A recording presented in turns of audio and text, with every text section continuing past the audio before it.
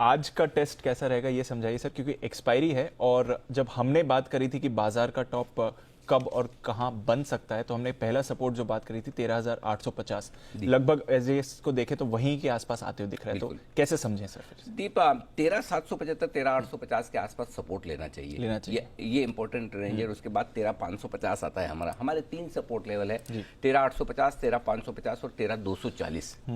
थोड़ा बहुत ऊपर नीचे हो सकता है, 50-100 पॉइंट कोई बड़ी बात नहीं, क्योंकि जब आप बड़े लंबे चार्ट्स देखते हैं ना, हर एक में फिर कहता हूँ, जब भी हम कोई पुराने डेटा के बेसिस पर फ्यूचर को प्रेडिक्ट करने की कोशिश करते हैं तो ये ध्यान में रखें, हम किसी एक बुल या बेयर मार्केट को नहीं देखते हैं, हम 2, 3, 4 को देखते हैं। क्यों देखते हैं? क्योंकि हर बुल और बेयर मार्केट में मार्केट कम उतना का उतना गिरता या बढ़ता नहीं जितना पिछली बार हुआ था। हर बार की अलग थ्योरी होती है, इसीलिए आप उसको समझकर एवरेज करके करने की कोशिश करते हैं, तो थोड़ा बहुत ऊपर नीचे हो सकता है 13 लेकिन देखते हैं ये अहम सपोर्ट लेवल के आसपास। देखिए, रुकना है, घूमना है तो आपके लिए माफ कीजिएगा, सबसे बढ़िया जगह ये है 13,775 13,850। जी सर, ये बहुत बढ़िया जगह है अगर मार्केट को रुकना है तो। Okay sir. ओवरसोल्ड है मार्केट, बहुत सारी चीजें। मैं पहले आपको ट्रिगर्स ही बता दूं। जी सर। ग्लोबल ट्रिगर्स आज के लिए नेगेटिव है, अनडाउटेडली। जी। एफआईएस के संकेत भी नेगेटिव साइड पर हैं। घरेलू संकेत जो है वो न्यूट्रल साइड पर है, घरेलू फंड्स के। जी सर। वायदा कारोबार के संकेत मेरे लिए पॉजिटिव है, नेगेटिव नहीं है, पॉजिटिव है। सेंटिमेंट नेगेटिव हो ही चुका है और ट्रेंड हमने कल ही न्यूट्रल कर दिया था कि न्यूट्रल हो चुका है, जिस तरह की क्लोजिंग मिली। अब आज के लिए जो अहम सपोर्ट लेवल है 13,775 13,850 पहला है। इस रेंज में खुलेंगे और थोड़ा वक्त बिताएंगे, सपोर्ट लेने की कोशिश करेंगे, हो सकता है रिकवर भी करें। जी। अगर सेलिंग प्रेशर ज्यादा आया या किसी को अब ग्लोबल मार्केट के अलावा बजट के हिसाब से और बेचना बाकी रह गया तो वो 13,600 13,650 इनफैक्ट 13,550 होता है, वहां पर अगला इंपॉर्टेंट सपोर्ट है। तो 13,550 13,600 भी मान सकते हैं, लेकिन एक तरफा नहीं जाएगा, तो 13,600 13,650। ऊपर में 14,100 14,225, ये ऊपर की 100-125 पॉइंट की रेंज बहुत स्ट्रॉन्ग रेजिस्टेंस है जी। वैसे तो पार नहीं होगा, फिर भी हायर साइड पर एक रेंज रखिए 14,350 14,375। ये परफेक्ट रुकावट वाला जोन अब आपके लिए बन चुका है, जो पहला सबसे इंपॉर्टेंट सपोर्ट था, जिसके नीचे आने पर हमने ट्रेंड न्यूट्रल किया है। जी सर, वहां से ट्रेंड न्यूट्रल किया है। अब मैं ट्रेंड नेगेटिव करूंगा, मैं सोच रहा हूँ 13,550 13,500 तोड़ेगा तो ट्रेंड न्यूट्रल करेंगे, नेगेटिव करेंगे। तब तक अभी तक 14,753 के हाई से ठीक है, अगर आप 1,000 पॉइंट गिरते हैं, हेल्दी करेक्शन है वो, 4-5% का करेक्शन हेल्दी करेक्शन माना जाएगा। ठीक है, अब आइए बैंक निफ्टी 29,825 29,950, ये पहला सपोर्ट जोन है दीप आज के लिए, और इसके आसपास शायद खुलने चाहिए। इसके नीचे गए तो 29,400 29,650, ये मजबूत सपोर्ट है। यहां पर मेरे ख्याल से बैंक निफ्टी की गिरावट रुक जानी चाहिए आज के लिए, ऐसा मुझे लगता है। ऊपर में 30,300 30,500 पहला रुकावट वाला रेंज है, और उसके ऊपर निकले तो 30,700 से 30,875, ये वो रेंज है। आज रेंज लेवल बड़े बड़े आ रहे हैं, क्योंकि 2 दिन में अगर 1,000 पॉइंट बैंक निफ्टी गिरता है तो मेरे हाथ में नहीं कि मैं छोटी रेंज दूं, जो डेटा निकल कर आएंगे वही देना पड़ेगा, ये आपके लिए है। जी सर, दिन के हिसाब से अगर नजर रखें, वैसे तो ये आपने बड़े लेवल्स हमें समझा दिए हैं और किस तरह से मूवमेंट आ सकता है, बैंक निफ्टी पर इन पर्टिकुलर एक ब्रॉड रेंज निकल कर आ रही है, पर दिन के हिसाब से देखें तो क्या लेवल्स रहेंगे? 13,850 14,000 ये दिन की छोटी रेंज जी। 13,775 14,100 दिन की मीडियम रेंज। अगर आज मीडियम रेंज से हम काम चला ले दोनों तरफ, तब भी अपने आप को मानिए कि ठीक है, क्योंकि एक्सपायरी का दिन भी ना, एक्सपायरी के दिन आप बड़ी रेंज टेस्ट नहीं करना चाहेंगे। अगर छोटी रेंज से काम चल जाए तो बेहतर है। बड़ी रेंज फिर भी 13,700 से लेकर 14,200 की निकल कर आती है एक्सपायरी के दिन, ये आपके लिए 3 रेंज हो गई। बैंक निफ्टी 30,000 30,500 दिन की छोटी रेंज, 29,825 30,725 दिन की मीडियम रेंज, और 29,600 से 30,875 दिन की बड़ी रेंज निकल कर आती है। ये है आपके लिए बैंक निफ्टी के लेवल्स। ओके, तो इंपॉर्टेंट लेवल्स हैं आज के लिए, नजर रखिए इन सपोर्ट्स और रेजिस्टेंसेस पर। पोजीशंस बताएं सर, एफआईएस और पीसीआर क्या देखते? एफआईएस की तरफ से नेट लॉन्ग पोजीशन, एंड माफ कीजिएगा लॉन्ग पोजीशन, नेट नहीं है, लॉन्ग पोजीशन 64% से घटकर 59% आई है, 5% कम की है। 60% के नीचे जनरली वापस से खरीदारी भी आती है। एक्सट्रीम सिचुएशन में 40-42% पर ओवरसोल्ड होता है। कुछ लोगों ने कल मुझे ट्वीट भी किया था, बोले कि जो एफआईएस की, इसमें से नेट शब्द रहा है, ये नेट नहीं है, एफआईएस इंडेक्स लॉन्ग पोजीशन है, तो कि आपका मेरा डेटा मैच नहीं होता। जनरली 2 तरह के डेटा होते हैं, एक इंडेक्स की लॉन्ग पोजीशन के होते हैं, एक नेट लॉन्ग पोजीशन के होते हैं। नेट लॉन्ग पोजीशन हमेशा आपको कम मिलेगी, क्योंकि वो शॉर्ट को एडजस्ट करके, ये सिर्फ लॉन्ग पोजीशन में बता रहा हूँ। तो एफआईएस की इंडेक्स में लॉन्ग पोजीशन जो है वो 64% से घटकर 59%, तो ये डेटा करेक्ट है। कल भी करेक्ट था, कल जो हमने 64% का डेटा दिया था वो भी करेक्ट है। तो इसके अलावा अगर डिटेल में चाहें, जो मैं देखता हूँ, मैं बहुत ज़्यादा डेटा से बॉम्बार्डिंग भी नहीं करना चाहता। जैसे इंडेक्स में नेट लॉन्ग है एफआईएस की, वो 40% है, जो 37% से घटकर 40% आई।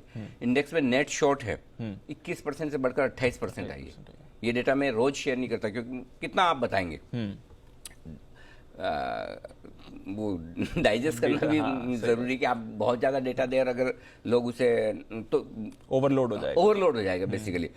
इंडेक्स की नेट शॉर्ट 21 से 28% बहुत जरूरत से ज्यादा एफआई शॉर्ट हो गए। ओके हाँ, जैसे वो आप बात कर ही रहे थे कि कुछ पता लग रहा है या दिख रहा है कि अब वो शॉर्ट ग्लोबल मार्केट्स की वजह से हुए, बजट की वजह से हुए, ये रीजन तो वही जाने या उन्हें सिंपल प्रॉफिट बुकिंग लग रही हो, रिजल्ट वही जाने, लेकिन काफ़ी शॉर्ट हुए और इंडेक्स में काफ़ी नेट लॉन्ग कम हुए। तो अभी फिलहाल आप 59% के डेटा पर नजर रखिए। अब आइए, put call ratio definitely oversold है, इसमें कोई डाउट नहीं है और 100% एक रिकवरी बनती है और स्पेशली आज गैप से नीचे खुलने के बाद पक्का बनती है। मार्केट ओवरसोल्ड है, इसमें कोई डाउट नहीं। अगर कोई और दिन होता एक्सपायरी का, और वो भी मंथली एक्सपायरी का नहीं, तो मैं आपको 100% ठोक कर कहता जहां खुले वहीं खरीद लीजिए, जहां खुले वहीं खरीद लीजिए। अगर ये एक्सपायरी और वो भी monthly expiry put call ratio आपको कह रहा है कि नीचे बेचना नहीं है खरीदना। अब दिक्कत एक ही कि अब वो जहां खुल रहा है वहीं से घूमता है या वहां से 100 पॉइंट और स्टॉप लॉस ट्रिगर करके 150 पॉइंट करके वहां से घूमता है, वो कहना किसी के लिए मुश्किल काम है। और मैं फिर कह रहा हूं कि अगर एक्सपायरी का दिन नहीं होता तो मैं पक्का बोलता 150-200 नीचे दिख रहा है ना, आराम से लीजिए, लेकिन एक्सपायरी के दिन की अपनी एक वैल्यू है और वो भी मंथली एक्सपायरी है। इसलिए आपको सिर्फ इतना काम करना है, पहली चीज निचले स्थानों पर शॉर्ट फ्रेश नहीं करना है। दूसरी चीज, स्टॉक्स कर सकते हैं, इंडेक्स की मैं बात कर रहा हूं। दूसरी चीज, आपको लोअर लेवल पर शॉर्ट है तो कवर करनी है। तीसरी चीज, आपकी शॉर्ट्स पे अब आपका स्टॉप लॉस ट्रेल होना ही चाहिए। देखिए हमने पिछले 2 दिन में काफी शॉर्ट दिए, कल 2 शॉर्ट दिए थे, परसों 2 शॉर्ट दिए थे, राइट, सोमवार को भी 2 शॉर्ट दिए थे, आरबीएल वगैरह, श्रीराम ट्रांसपोर्ट था, इंडसइंड बैंक में उनके साथ ही था, एल&टी फाइनेंस वगैरह दिए। तो अब आप इन शॉर्ट्स पे अपने स्टॉप लॉस को ट्रेल करते हैं ताकि आपके मुनाफे का सौदा नुकसान में न जाए। तो ये सारी चीज ध्यान में रखने की। जी सर, ठीक है। पोजीशंस का क्या करें सर? एग्जिस्टिंग 13,850 ये आपके लिए स्टॉप लॉस का लेवल होना चाहिए। आप उसी के आसपास खुलने के संकेत दे रहे हैं और जिनको कम रखना है वो खुलते ही काट ले, फिर 13,900 का ही रखें तो भी कोई दिक्कत नहीं, लेकिन 13,850 अब रख लें स्टॉप लॉस। 30,000 बैंक निफ्टी पर स्टॉप लॉस रखें तेजी की पोजीशन का। शॉर्ट साइड पे 14,100 आपका स्टॉप लॉस होगा अगर वापस रिकवरी करके 14,100 के ऊपर निकलता है। वैसे 14,250 निकल कर आता है दीप, पहला स्टॉप लॉस बहुत दूर हो जाता है, तो उतना दूर रखने का मतलब नहीं। और हो सकता है एक बार 13,850 के नीचे जाए, 13,775 आ जाए तो हम 14,000 को स्टॉप लॉस कर लेंगे। फिर स्टॉप लॉस हम और नीचे की तरफ शिफ्ट करेंगे शॉर्ट पर भी। फिलहाल ये है 30,500 फिलहाल आपका स्टॉप लॉस है बैंक निफ्टी पर। बैंक निफ्टी पे जानबूझ के छोटा स्टॉप लॉस दिया है मैंने।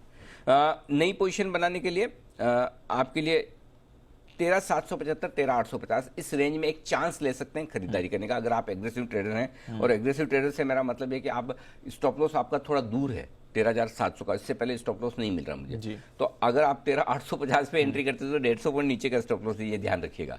और अगर 13,775 पे एंट्री करते हैं तो आपका 75 पॉइंट का स्टॉप लॉस है, यहाँ खरीदारी कर सकते हैं। 13,925 13,975 14,050 इन 3 टारगेट के लिए आपको खरीदारी करनी है। जो लोग शॉर्ट करना चाहते हैं 14,100 से मूड बनाए 14,225 तक बेच सकते हैं। 14,250 का स्ट्रिक्ट स्टॉप लॉस रखिए। 14,050 14,000 13,975 13,925 ये टारगेट होने चाहिए आपके नीचे की तरफ। Done sir. बैंक निफ्टी क्या करेंगे? बैंक निफ्टी खरीदने की अच्छी जगह जो है दीप वो है 29,400 से लेके 29,650 से 250 पॉइंट की रेंज है, यहाँ खरीदना चाहिए।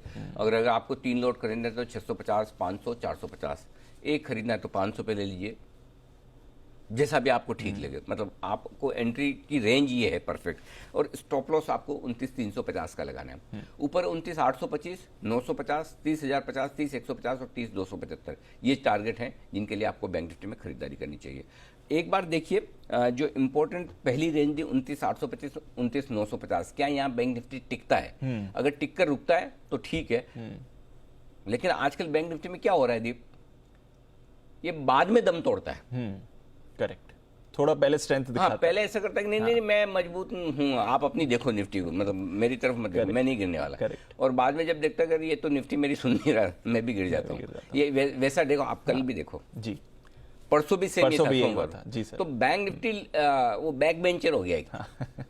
करेक्ट, बाद में तेजी की लीडरशिप लेने की इच्छा है लेकिन ताकत नहीं है। वैसा है, मूड है पर हिम्मत नहीं। हिम्मत नहीं, हाँ, मतलब वही वाली बात है। तो ये बैंक निफ्टी हो गया। अब आपको जो शॉर्ट करना है बैंक निफ्टी, अब मेरी रेंज आ रही है ना शॉर्ट की, बहुत दूर आ रही है, मुझे भी नहीं पता वो मिलेगी।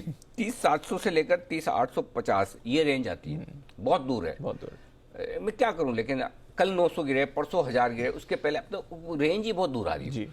अब बाकी नीचे गिरने के बाद कहाँ रिकवर होंगे फिर देखिए। वैसे अगर समझो आप 29,650 के आसपास अगर आ जाते हैं तब तो आपका 30,000 ही शॉर्ट बन जाता है। 30,100 30,200 तो परफेक्ट शॉर्ट है तब। लेकिन अब कहाँ तक गिरते हैं, कहाँ से घूमते हैं, ये देखना है। तो फिलहाल मैं ये एकेडमिक पर्पज से आपको दे रहा हूँ 30,950 के स्टॉप लॉस के साथ 30,600, 500, 300 और 200 ये टारगेट है आपके लिए। कई बार क्या होता है, हमको भी लगता है कि ये लेवल्स दे रहे हैं ये एक्शनेबल है क्या, लेकिन महीने में 1-2 दिन ऐसे होते हैं जहां आपको भी भरोसा नहीं होता कि ये एक्शनेबल है। नहीं होता तो उसके लिए जिम्मेदार बड़े बड़े मूव है। जब मूव हर रोज 1000 पॉइंट के मिलेंगे तो आप कुछ नहीं कर सकते। जब मूव छोटे होते हैं तो लेवल भी छोटे निकल कर आते हैं। जी सर, जी ठीक है। तो ये पूरा आपके लिए सेटअप है जहां तक पोजीशंस का सवाल है। सर बैन की बात करें, सेल ऑलमोस्ट पूरी सीरीज बैन में रहा है, आज भी बना हुआ है। 2 स्टॉक्स बाहर आ गए हैं, नाल्को, पीएनबी, फ्रेश एंट्री किसी की नहीं है। तो आज सिर्फ और सिर्फ आखिरी दिन सेल रहेगा। सर डेटा समझाएं, क्योंकि अब 3 दिन एफआईएस की बिकवाली हुई है कैश में। ये लास्ट टाइम तो बहुत पहले हमने ऐसा सेटअप देखा था, कैसे समझे? खराब है। 1688 करोड़ की कैश में बिकवाली, 1327 करोड़ की इंडेक्स के। दीप कल की सेशन में एक इंटरेस्टिंग चीज हुई है। जी सर, बड़ा तगड़ा इंडेक्स बेचा है। हाँ, पूरा शॉर्ट है। पूरा शॉर्ट ये मतलब समझिए यार, ये करना क्या चाहते हैं लाइफ में। परसों पूरा खरीदा था, पूरा खरीदा था। आपको याद है कल सुबह हम बात कर रहे थे जी, मतलब बहुत कंफ्यूज कर रहे हैं। इसका मतलब ये कि आप इनको इनके ऊपर भरोसा मत करो। भरोसा मत करो। परसों बेचा था, खरीदा था, कल गिर गया, आज कल बेचा है। क्या मालूम मतलब हर दिन नया है। तो ये जो हिसाब से डेटा उस हिसाब से नेक्स्ट डे काम नहीं कर रहे जी। तो इनकी समझदारी पे नहीं जाए अभी। पता नहीं भाई ये लोग क्या थॉट प्रोसेस है एक्शन की, क्योंकि एक दिन पहले आप पूरा इंडेक्स लॉन्ग करके गए, एक दिन में पूरा इंडेक्स शॉर्ट किया। तो ऐसा नहीं कि लॉन्ग अनवाइंडिंग हुई। और कल हम ये बात कर रहे थे, कल मेरे लिए इतना बढ़िया सेटअप था कि चलिए पुट कॉल रेशियो बहुत नीचे है, एफआई ने इंडेक्स लॉन्ग किया है, रुकना तो चाहिए जी। लेकिन ये तो उल्टा हुआ। अब आज का सेटअप ऐसे देखेंगे तो आपको लगेगा कि एफआई ने इतना बेचा है, पुट कॉल रेशियो तो खैर और बेटर है, लेकिन अब एफआई के एक्शन स्टेबल नहीं है। सर वो यूएस में इतने हिल हुए हैं तो फिर क्या करेंगे बेचारे। तो इसलिए 1-2 दिन इनको छोड़ते हैं भाई, इनके हिसाब से करने दो। अब इसमें भी क्या होता है दीप, 2 चीजें हैं क्यों स्टेबल नहीं है वो भी हमें समझना चाहिए। एक एफआई ऐसी है जो long term long only funds हैं या फिर वो इन्वेस्टमेंट करके तो उनको फर्क नहीं पड़ा। दूसरे हेज फंड्स हैं, अब वो हेज फंड्स के तो लिए कब कहाँ किस चीज से बाय या सेल ट्रिगर होता पता नहीं चलता, उनका हर रोज ट्रिगर होता है। तो अगर उनको कहीं डॉलर पे व्यू लेना है, कहीं उनको क्रूड पे लेना है, कहीं गोल्ड पे लेना है, कहीं यूएस मार्केट पे लेना है, कभी किसी चीज़ पे लेना है, जो एक ट्रेड ये दूसरा ट्रेड वो, तो कौन सी लेग वाला ट्रेड ट्रिगर हो जाएगा और उसके सामने फिर उनको बेचना है। इसलिए एफआईएस के डेटा इस तरह के वोलेटाइल माहौल में थोड़ी सावधानी से पढ़ने, एब्सोल्यूट नंबर में नहीं पढ़ने चाहिए, ये सिंपल है। वायदा कारोबार ओके, हाँ प्रीमियम 15 पॉइंट की आज एक्सपायरी होनी तो ये तो कम होगी जी। बैंक निफ्टी की प्रीमियम भी 43 पॉइंट की, तो इतनी तो रहने वाली है नहीं जी सर। पुट कॉल रेशियो 0.89, इससे बढ़िया हो नहीं सकता बुल मार्केट में। पूरा बुल मार्केट ही है ना। अरे अभी तो आपका पहला सपोर्ट भी नहीं है सर। नहीं 3-4 दिन में अपने आप पे डाउट होने लगता है, ये तो मार्केट है। तो चलिए बुल मार्केट अभी तक बना हुआ है, चिंता न करें, अभी तक ट्रेंड न्यूट्रल हुआ है। तो बुल मार्केट में पुट कॉल रेशियो 0.89 बहुत बहुत बहुत बहुत ही अट्रैक्टिव है शॉर्ट काटने के लिए और लॉन्ग बनाने के लिए, इसमें कोई डाउट नहीं। अब ये है कि बाजार आपको सुबह 9:15 बजे ओवलाइज करता है, 2 बजे करता है, दिन में 12 बजे करता है, या कल करता है, वही बात है, या कल करता है। लेकिन एक चीज पक्की कह सकता हूँ इतने अनुभव से कि एक बाउंस बैक तो अच्छे से मिलेगा और बढ़िया वाला मिलेगा, जिसमें कुछ शॉर्ट्स भी कटेंगे। जो लोग शॉर्ट्स पे छोटे स्टॉप लॉस पे बैठेंगे उनके शॉर्ट्स भी कटेंगे, वैसा बाउंस बैक आएगा। ओवरसोल्ड तो है ही मार्केट, इसमें कोई डाउट ही नहीं है। तो वो उसमें आपको, अगर आप शूरवीर हैं, पहले खाली कर चुके हैं और आप बैठे हैं आराम से, तो आप लॉन्ग करने का सोचें। नहीं तो जस्ट जो आपको लेवल ऊपर का मिले उसमें आप हल्का होने की सोच सकते हैं। और वो इसलिए नहीं कि वो इसलिए कि सामने बजट है। अगर बजट नहीं होता तो मैं कहता था कि आप हल्का मत होइए, फ्रेश खरीदारी भी कीजिए इस पुट कॉल रेशियो में।